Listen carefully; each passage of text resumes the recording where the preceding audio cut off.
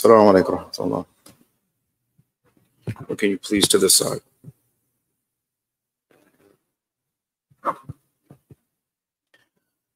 Alhamdulillah wa salatu wa salam ala sayyidina Muhammad wa ala alihi wa sahbihi ajma'in. Wa na'udhu billahi minash shaitanir rajim. Bismillahir rahmanir rahim. Qala Allah subhanahu wa ta'ala fi al-Qur'an al-Kareem. أم حسبتم أن تدخلوا الجنة ولما يأتيكم مثل الذين خلوا من قبلكم مستهم البأساء والضراء وزلزلوا حتى يقول الرسول والذين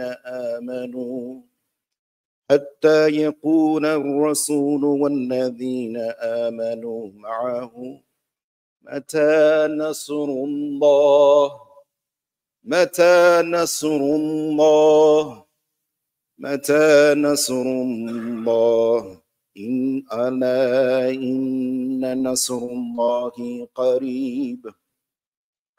Allah subhanahu wa ta'ala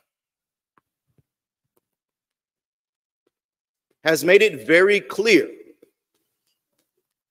in a variety of places, through the Quran, through the hadith of Nabi sallallahu alayhi wa sallam, what is the purpose of this life, the existence of this dunya, us being in this dunya, how this world and this worldly life is going to go, even to the extent that Allah subhanahu wa ta'ala lets us know the expansive extensiveness of his knowledge of the human being, because he goes so far as to even tell us what's in people's hearts.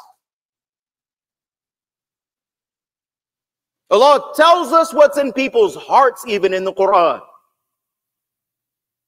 So Allah subhanahu wa ta'ala, about the non-Muslims, Allah subhanahu wa ta'ala says, what they're showing you on face value, whatever they're saying with their words, Allah subhanahu wa ta'ala is saying, you have to understand something. No matter how bad their words may be, what's in their hearts for you is actually worse.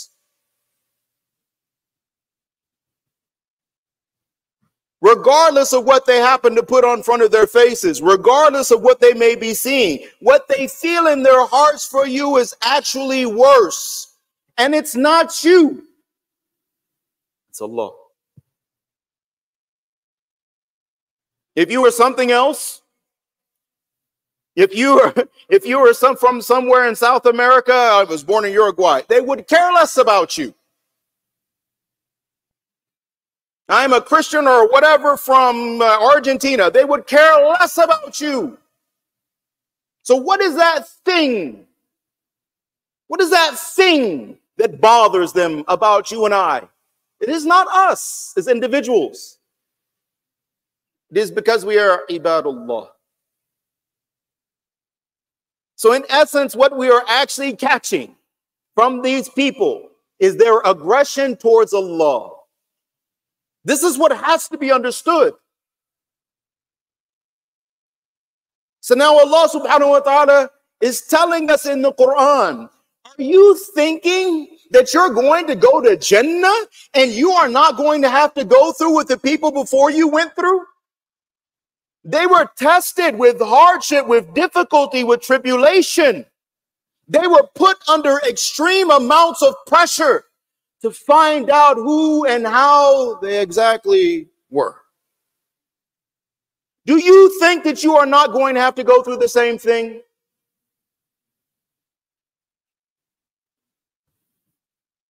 Because if you listen to the Muslim community, if you look at what happened in social, everybody, do you think that you are going to go to Jannah and not face the trials, the tribulations, the stress and pressure tests to find out who's real indeed, who's real in their hearts, not just flapping of the tongue, not just social labels. The real article, quality control. That's what's happening. Allah subhanahu wa ta'ala has created Jannah and Jannatul Firdaus with his own hands, specifically Jannatul Firdaus. So now Allah subhanahu wa ta'ala has made this amazing creation and has brought it about specifically for humanity. But Allah subhanahu wa ta'ala is engaging in quality control. Nothing that does not meet the minimum standard is going to make it off that assembly line, out of that factory. It's not going to hit the store shelves. It's not going to Jannah. So while everybody is worried about trying to make a utopian environment in this dunya, which is not going to happen, Allah subhanahu wa ta'ala told us right from the very beginning. Now, mind you, there's only two individuals coming down from Jannah. But Allah subhanahu wa ta'ala is stating it very clearly right from the very beginning. You guys are going to be at each other's throats. Humanity. Why? Because of selfishness. Even the ones who are selfless and understand the altruistic purpose of their existence in this dunya, you are going to have to be patient. You are going to have to be forbearant. You are going to have to be perseverant in order to deal and live amongst such extreme selfishness.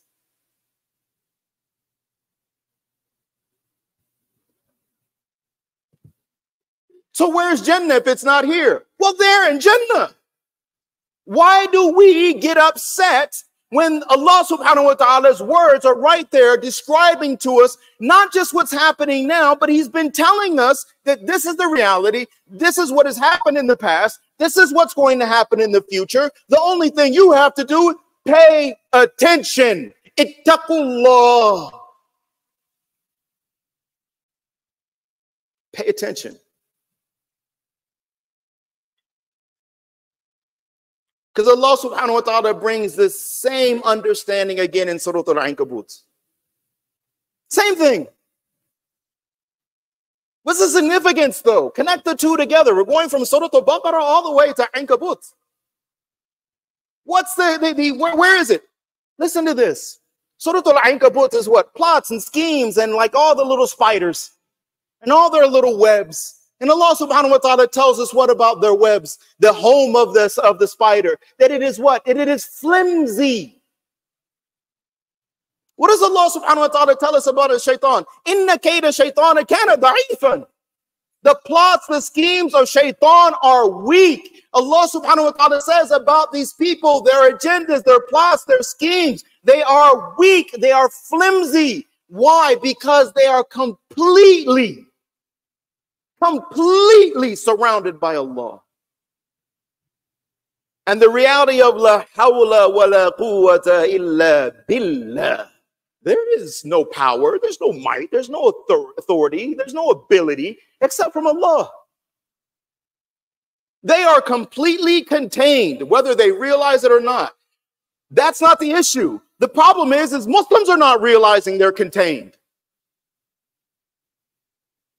That's the problem. They don't believe it. So now Nabi sallallahu alayhi wa sallam says, subhanallah, was he tested? From whom? How many different directions? For how long? Was he like, mashallah, at the time of his death, was he reclining on pillows and couches in comfort and ease, enjoying luxuries? He had literally had just put together a jaysh, had put together an army and put Usama ibn Zayd in charge of that army, 18, 19-year-old young man at the time. Then he passed because the issue is like with Abu Bakr's, do we change the general? That's how you know. And Abu Bakr Siddiq, he says that I cannot change the general. He was appointed by Rasulullah sallallahu alaihi wasallam. How am I going to change the decision of Nabi sallallahu alaihi wasallam? That lets you know he's the one who put it together. That's what he was doing before he died. No comfort, no convenience, no retirement plan. He didn't cash in his 401k. He worked and he struggled and he suffered and he went through the difficulties all the way until death. Even to the extent that historians say that more than likely Nabi sallallahu alaihi wasallam was also shaheed. Why? Because the Jewish woman who poisoned him, and it was that morsel, the poison contained within that morsel that actually made him sick, and that's what he died from. He was poisoned to death. Wallahu a'lam bis-sawab. So now here's the catch. Allah subhanahu wa ta'ala tells us, because my whole point of all of this is one sentence. Muslims don't panic.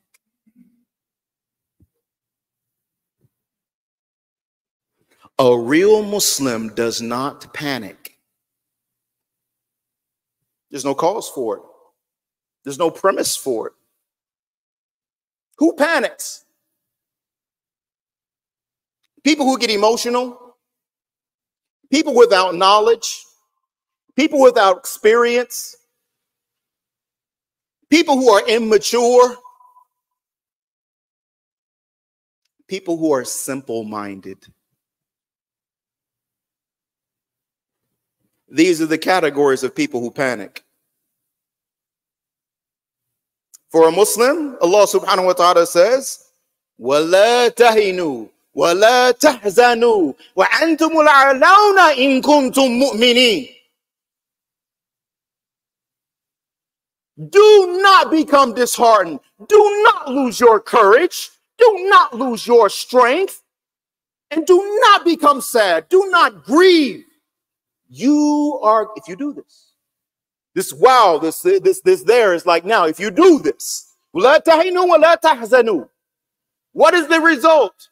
وَأَنْتُمُ الْأَعْلَوْنَ. You are going to get the upper hand. You are going to be victorious. إِن كُنتُم مُؤْمِنِينَ. If you're believers. If you're believers. Now, what we are not understanding is actually in the hadith of Nabi sallallahu alaihi wasallam. Nabi sallallahu alaihi wasallam says more or less the meaning that every situation for the believer is khair. We all know this. We've heard it so many different times. You're shaking your heads, yes, like we know this hadith. Why? Because, subhanAllah, if you're being blessed by Allah subhanahu wa ta'ala, you show gratitude and Allahu Akbar, you get rewarded for that. And if you're going through difficulty and then you're patient, then you get rewarded for that. And what does Allah subhanahu wa ta'ala do throughout the process? Forgive sins. He's Arhamur Rahimeen.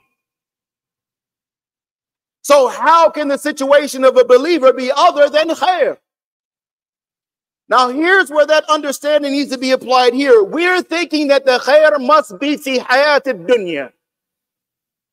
That the khair has to come here to me now. I want it now. No patience. No understanding. I want what I want now. This thing is this all this stuff, all this drama,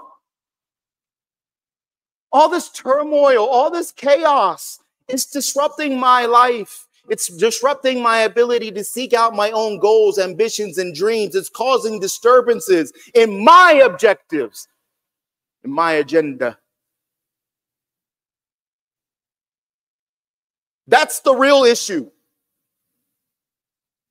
In the hearts and the minds, that this thing is disturbing the natural flow and calm that I need to do my thing.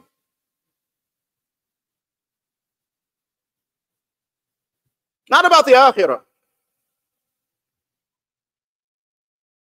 But this understanding is erroneous. Because what is going to happen here must happen here. This is the part that we're not understanding. The words of Rasulullah sallallahu alaihi wasallam are haqq. All of those things that he spoke about that have to happen before Yawm al-Qiyamah have to happen. And trust me, think about it. If anybody is alive during those time periods, the same way that you and I are alive during this time period, are you going to want to go through it? No. But here it is anyway. So deal with it. How? Not by ignoring it. Not by getting emotional. Not by panicking. And that's the reason why the methodology of Nabi Sallallahu Alaihi Wasallam is so critically important to all of us to understand and to implement, because that's the only thing we're accountable for. Not the results, the methodology. Our response and our reaction, as long as it is according to the methodology of Nabi Sallallahu Alaihi Wasallam, regardless of the results, we win. Sometimes the results are not going to be there when we're doing the right thing. And it's not because Allah is angry with you. It is not because Allah is not answering your du'as. Allah subhanahu wa ta'ala has this is his tadbir. This is his organization. This is his administration. He is mudabbir. And he is taking humanity to its close, to its end. And we are witnessing it. So it is going to get worse. I am sitting here in the masjid, on the minbar, in the place of our beloved Nabi Sallallahu Alaihi Wasallam, even though I don't deserve to be here. And I am telling you, it is going to get worse. And you must be prepared for worse than what we're dealing with today. Because today, is it not worse than what we were dealing with 5 years ago? 10 years ago? Every decade is going to get worse than the previous decade. How are you going to respond? Are you ready? Have you and I, have we prepared our kids? If every decade is going to get worse, are we preparing our children for that? Or are we feeding them our own delusions? Feeding them our fantasies? And God forbid, living our lives vicariously through our children. Basically turning our children into puppets. You're going to go do this job, and you're going to and then you're going to buy this kind of house, and you're going to marry this kind of wife, and you're going to have these kind of kids, and you're going to basically just dictating the lives of the child. This is the parent living vicariously through the child.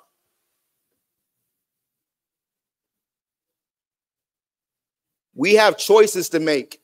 We are at a critical juncture. We have every type of unrest on the board. Every type on the board right now, from local to global.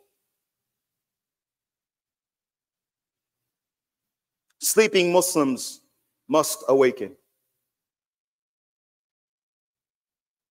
And I'll end with this. We have problems, solutions. You and I understand kawniyya.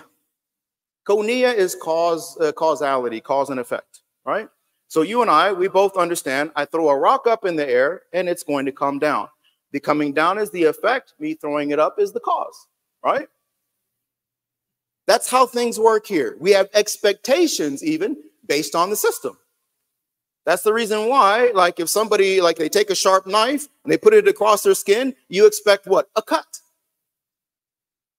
right? And then because of the cut, there will be bleeding. And then because of the bleeding, there's going to be medical attention. You see what I mean? So cause and effect. And all of these causes, they trigger an effect, and that effect becomes a cause in and of itself. Are you with me?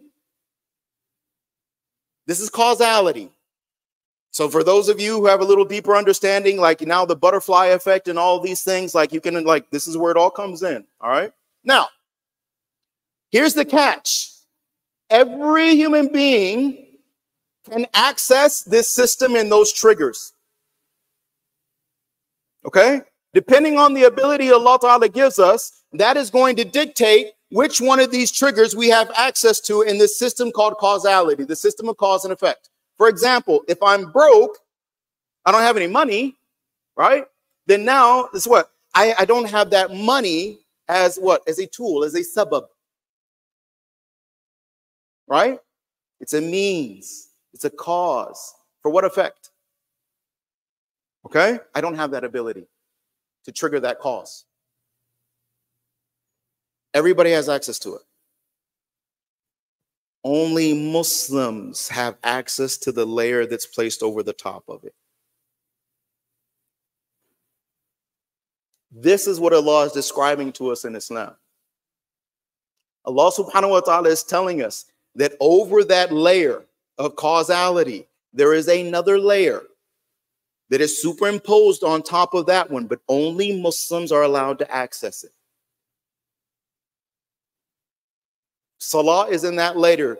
Your dua is in that layer. Giving sadaqah is in that layer. All of these things are in that layer, and only Muslims have access to it. But each one of those things is a trigger, just like in the realm of causality. So you understand gravity? Okay, well then guess what? Understand dua as a cause, and it generates an effect. Understand your salah is a cause, and it generates an effect. What's the difference? We understand as Muslims that causality on either layer is going to affect the dunya and the akhirah. Whereas non-Muslims only understand causality as it relates to the dunya. So if a Muslim does not access that second layer and is focused strictly on that first layer, then what are they doing? What methodology are they incorporating? Exactly. They're incorporating the methodology of non-Muslims. This is the reason why ulama are telling everybody, make dua and get up for tahajjud and so on and so forth, right? It's like, dude, I'm in the middle of the night. How's that changing anything? Because you have to understand there's another layer. You have to understand that layer, because that's where change happens. That's where change happens. That's where we attract the rahmah of Allah. That's where we attract the maghfirah of Allah. That's where we attract the fadl of Allah, the divine favor and grace of Allah subhanahu wa ta'ala. It is in that second layer. How important is this layer? It is so important that it is included. The understanding of this layer is included in talabul ilm faridatun ala kulli muslim, aw kama qala alayhi salatu wassalam. Seeking sacred knowledge is an obligation on each and every Muslim. This is part of that knowledge. And your example to close out the show, salah. Anything that's important, there's so much in terms of rewards and everything, how much it is spoken about in the Quran and from the Mubarak lips of Nabi sallallahu alaihi wasallam, right? And like outside of Tawheed, Aqidatul Islam, what gets more attention than salah? Then right after that, zakah. Now think about this. What are the promises that are associated with salah? They're for the dunya and the akhirah. So Allah subhanahu wa ta'ala says he's going to do what? Make our rizq easy for us. Allah subhanahu wa ta'ala says that if you have a difficulty, then I will help you with the difficulty through that salah. Wakada, right? And then in the grave, the salah does what? The salah is also protection in the grave. And then on Yawm al-Qiyamah, the salah, the wudu, everything is a nur, is also help. And then now, like, think about this. So now a person 5 times daily salah, what's the reward? Accepted 5 times daily salah with khushu and wudu. Enters into Jannah bi ghayri hisab. No hisab. No accountability. Take care of these 5. Lock them in. Focus on them. Give everything you have into these 5. Be conscious in them. And you will enter Jannah without any accountability. Now, somebody might ask, just so, because like you'll come after me afterward, somebody might ask, does that mean I can do whatever I want as long as I make 5 times salah? No, because again, that's the point. The salah is a trigger in the dunya and the akhirah. Inna salata tanha anil fahsha'i wal munkar. If you're making no salat, it's going to change the way that you are in this life, because it is a trigger. You triggered something in that second layer that is impacting the dunya as well as the akhirah. So no, it's not a matter of like it's a shortcut or, you know, you can circumvent the system. It's a means of change. And then passing Sirat, passing the bridge over Jahannam. What? The speed of lightning. And all of this is just associated with 5 times daily salah. What are we being introduced to?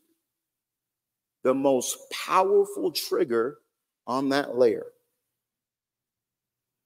And that's the reason why Nabi sallallahu alaihi wasallam, no matter what the situation, what was his response? Rakatain. He understood. What's our response? His response, I'm accessing the most powerful tool I have in that second layer of that system. He understood. He had yaqeen. He had iman on a level you and I can't imagine. Now, when we have difficulties, what layer do we access? The first one or the second one? What layer do we have yaqeen, conviction in? What layer have we put our trust in? What layer have we learned about? What layer have we incorporated the vast majority of our lives? And what layer are the people around us functioning from?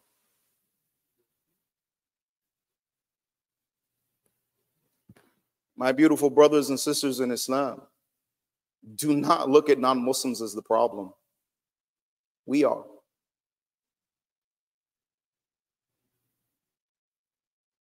They're doing what non-Muslims do. True or not? They are doing exactly what Allah described in the Quran. True or not? How come we're getting upset with them? Yes, you should be upset with the sins. We should hate the sins, of course. But what about us? Because they're acting like non-Muslims. Are we acting like Muslims?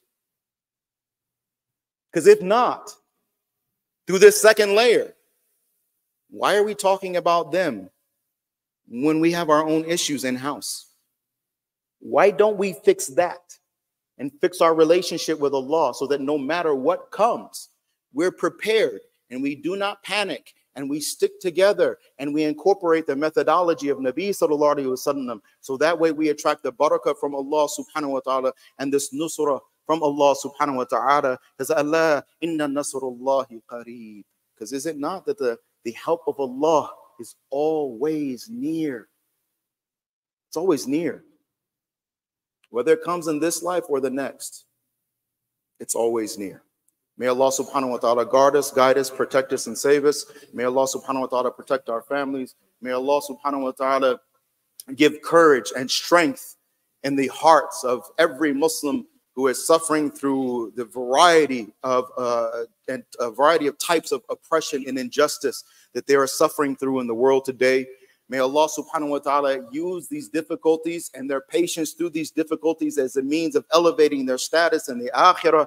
May Allah subhanahu wa ta'ala brighten their faces, brighten their graves. May Allah subhanahu wa ta'ala put them on mounds of pearls and musks in places of honor on Yawm al-Qiyamah. May Allah subhanahu wa ta'ala allow them to die with this kalima, La ilaha illallah Muhammadur Rasulullah. And may Allah subhanahu wa ta'ala join us with them in the end as the true believers in Allah and His Messenger alayhi salatu wassalam. Wa akhiru da'wana and alhamdulillahi rabbil alamin. Very briefly, he wants me to do it, inshallah. We have our program tonight, and actually tonight and next week also. We have the makeup one for the previous month, inshallah. This will be the completion of a short series that we did. So we talked about salat itself, and then, mashallah, we performed the salat as a group, and it was amazing. The second one, we went from home and got all the way to the doors of the masjid. Again, excellent group. Like, I'm actually excited for tonight. I'm worried that the break will break a little bit of the attendance that we had, mashallah. Tonight, we're actually going to talk about who are you supposed to be in the masjid, and what. So, in short, we come to the masjid to take. What are we supposed to come to the masjid to give? That's tonight, inshallah.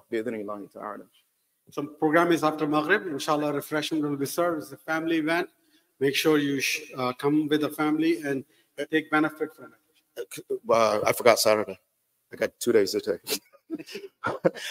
Saturday, because of the situation that we're dealing with, please listen very carefully. I talked to you about security before. And alhamdulillah, a Muslim security firm, a major Muslim security firm is in the process of being established at this time. And I'm talking about all the way across the board. We've got professionals in every area, retired military officers and everything else.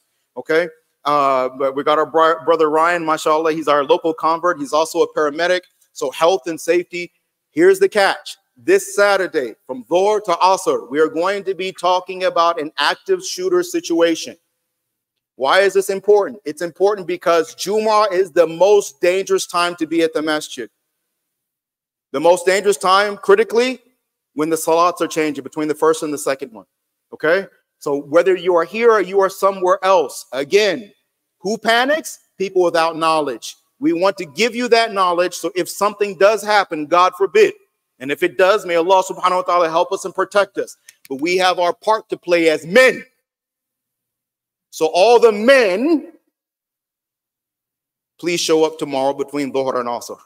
If you take the defense of your family and the protection of your family and your community, if you take the protection of Muslims seriously and you are a man, show up tomorrow between Dhuhr and Asr. And we will spend that entire time actually discussing not just an active shooter threat and how to respond to it, but also how to deal with, be a basic first responder, dealing with potential wounds and everything, so on and so forth, inshallah. This is the time that we're living in. Please take this seriously. This is the first of a series of programs that we're going to be doing with Mashuda. May Allah subhanahu wa ta'ala bless the board and the community for giving us this opportunity. We've done a security assessment for all of Mashuda's properties, and they are working on actually improving the security measures on every one of their sites. And that's huge. It's their responsibility as far as leadership, but then it's our responsibility to do our part as well. So we're asking you to come tomorrow, please, from Dhuhr to Asr. Inshallah. There are going to be multiple series of programs coming out where we'll be training our community how to protect, how to observe, how to react. So there's a lot of different series, and also we will be giving out some other additional, more forceful training as well to certain folks who can help us, inshallah, in case of emergency. So there are more things coming out, inshallah. Just be vigilant.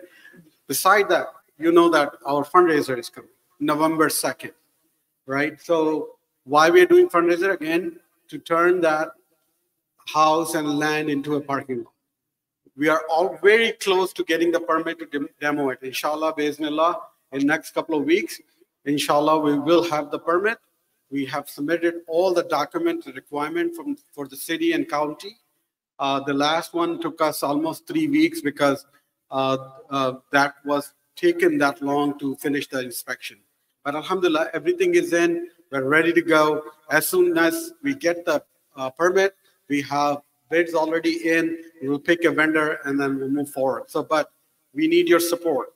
If you have not purchased the fundraising ticket, please support. It's coming on November 2nd. Show up as well. Listen to the program, what we are trying to do. It will give us a roadmap of what we are trying to do in the masjid, how we wanted to expand the masjid and the area, and how we want to bring the change to the community, inshallah. So please join the program also. So then we have Sister Seerah program after Zohar, actually after Asr. So 5 to 6:30. 5 to 6:30, there's a program in the masjid, in the ladies only. There are multiple programs to join that program. Belief on Day of Judgment and also Seerat al-Nabi program. There are multiple programs for sisters.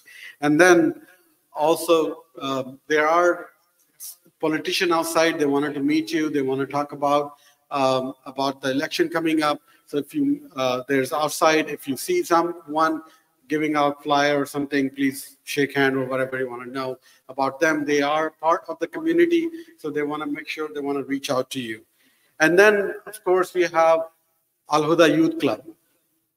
Any child who is over 10 years old and high school, we have a full-time, I wouldn't call it full-time, but Monday and Friday, a youth program.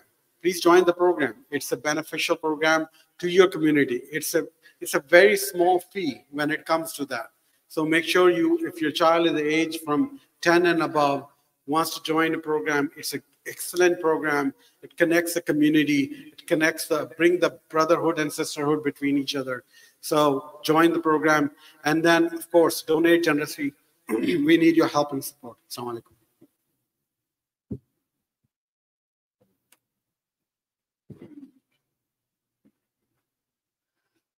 Allahu Akbar, Allahu Akbar, Allahu Akbar, Allahu Akbar. Ashhadu an la ilaha illallah. Ashhadu an la ilaha illallah. Ashhadu anna Muhammadan Rasulullah. أشهد أن محمدا رسول الله حي على الصلاة حي على الصلاة حي على الفلاح حي على الفلاح الله أكبر الله أكبر لا إله إلا الله. If we can have everybody move forward, please. We have a lot of gaps and we've got a lot of people standing in the back, inshallah. إن الحمد لله نحمده ونستعينه ونستغفره ونؤمن به ونتوكل عليه ونعوذ بالله من شرور أنفسنا ومن سيئات أعمالنا من يهدي الله فلا مضل له ومن يضلل فلا هادي له ونشهد أن لا إله إلا الله وحده لا شريك له ونشهد أن محمدا عبده ورسوله أرسله بالحق بشيرا ونذيرا بين يدي الساعة من يطيع الله ورسوله فقد رشد ومن يعص ما فقد غواه. بعد أعوذ بالله من الشيطان الرجيم. بسم الله الرحمن الرحيم. قال الله سبحانه وتعالى في القرآن الكريم: لا تهنوا ولا تحزنوا وأنتم الأعلون إن كنتم مؤمنين. وقال النبي صلى الله عليه وسلم: إنما الأعمال بالنيات، أو كما قال عليه الصلاة والسلام: أستغفر الله لي ولكم أجمعين فاستغفروه إنه هو الغفور الرحيم.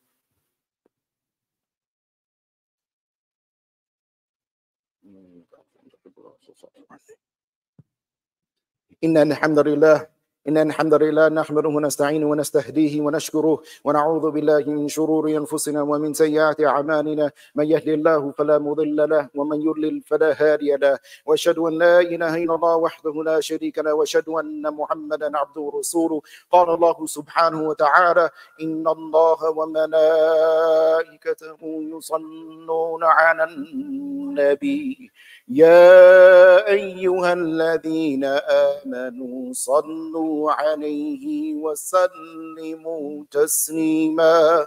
اللهم صل وسلم وبارك على سيدنا محمد عبدك وحبيبك ورسولك النبي الأمي وعلى آله وأزواجه وذرياته وصحبه أجمعين. اللهم اغفر لنا وللمؤمنين والمؤمنات والمسلمين والمسلمات الأحياء منهم والأموات. ربنا آتنا في الدنيا حسنة وفي الآخرة حسنة وقنا عذاب النار. ربنا اغفر لنا ذنوبنا وإسرافنا في أمرنا وثبت قدامنا وانصرنا على القوم الكافرين. يا مثبت القلوب ثبت قلوبنا على دينك. يا مصرف القلوب صرف قلوبنا على طاعتك. اللهم أعنا على ذكرك وشكرك وحسن عبادتك.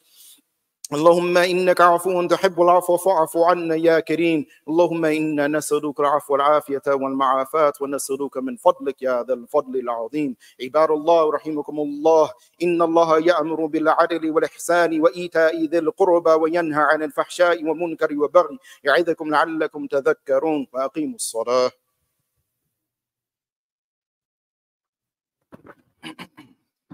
الله أكبر الله أكبر. أشهد أن لا إله إلا الله. أشهد أن محمدا رسول الله. حي على الصلاة حي على الفلاح. قد قامت الصلاة قد قامت الصلاة. الله أكبر الله أكبر. لا إله إلا الله. لا إله إلا الله وحده لا شريك له. Please make sure that your rows are straight, there are no gaps in between you, and that your cell phones are turned off. Allahu Akbar.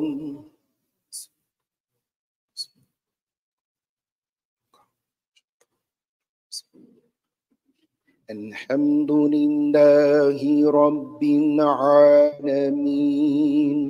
الرحمن الرحيم مالك يوم الدين إياك نعبد وإياك نستعين اهدنا الصراط المستقيم صراط الذين أنعمت عليهم غير المغضوب عليهم ولا الضالين.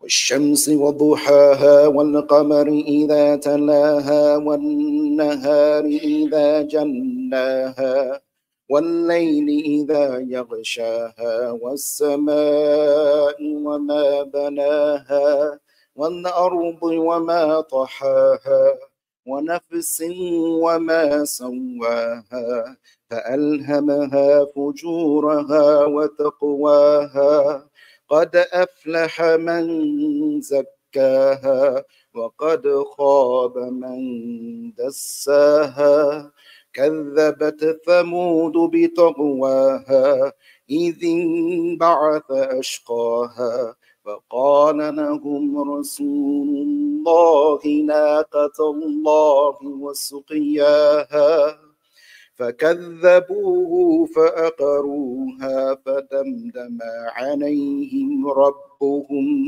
بذنبهم فسواها ولا يخاف عقباها. الله أكبر.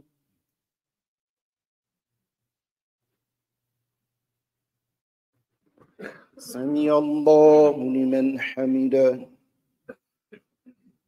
الله أكبر.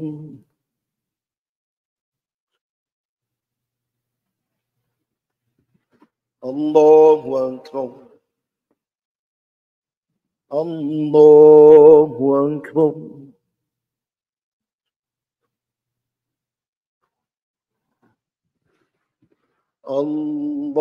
الله أكبر. الحمد لله رب العالمين الرحمن الرحيم مالك يوم الدين إياك نعبد وإياك نستعين اهدنا الصراط المستقيم صراط الذين أنعمت عليهم غير المغضوب عليهم ولا الضالين.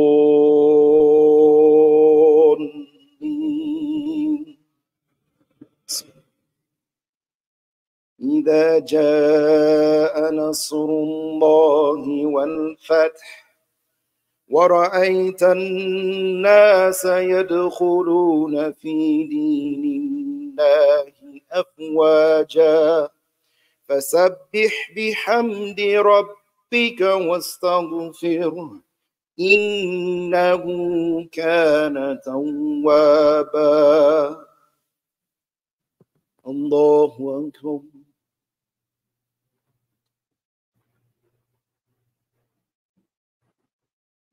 سمع الله لمن حمده. الله أكبر.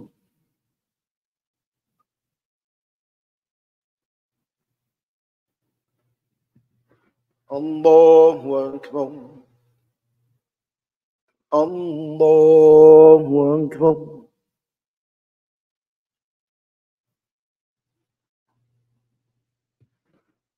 الله أكبر.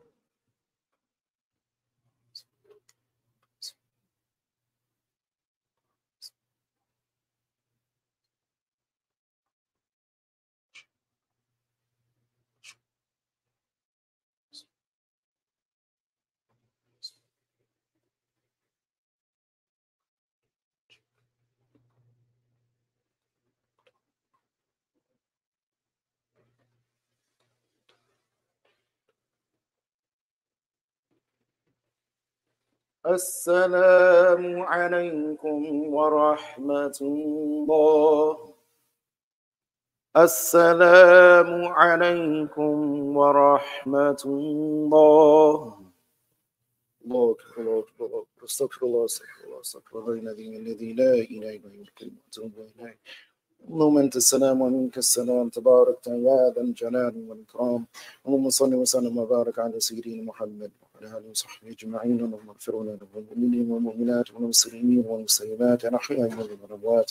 اللهم لا سهل إلا ما جعلته سهلا وأنت تجعل الحزن إذا شئت سهلا. اللهم لا عيش إلا عيش الآخرة. اللهم إنا نسألك العفو والعافية والمعافاة ونسألك من فضلك هذا الفضل العظيم. صلى الله تعالى على خير خلقه سيدنا محمد وعلى آله وصحبه أجمعين برحمتك يا أرحم الراحمين. الحمد لله.